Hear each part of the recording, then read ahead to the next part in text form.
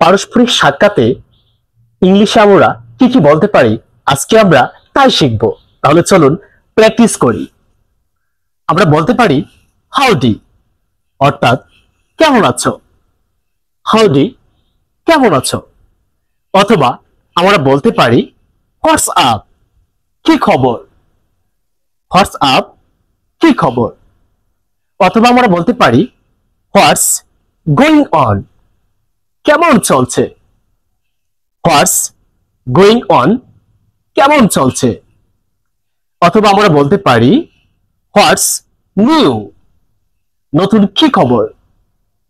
What's new, নতুন কি খবর। আমরা বলতে পারি গুড টু সি ইউ, তোমাকে দেখে ভালো লাগলো। গুড টু সি ইউ, তোমাকে দেখে ভালো লাগলো। অথবা আমরা বলতে পারি হাউ ইজ লাইফ, জীবন কেমন কাটছে। হাউ ইজ লাইফ, জীবন কেমন কাটছে। অথবা আমরা বলতে পারি হাউ ইজ ইউর ডে, তোমার দিনকাল কেমন যাচ্ছে। হাউ ইজ ইউর ডে, তোমার দিনকাল কেমন যাচ্ছে। আমরা বলতে পারি it's been a long time, অনেকদিন পর দেখা। It's been a long time, অনেকদিন পর দেখা। অথবা আমরা বলতে পারি how long has it been, এতদিন কেমন ছিলে।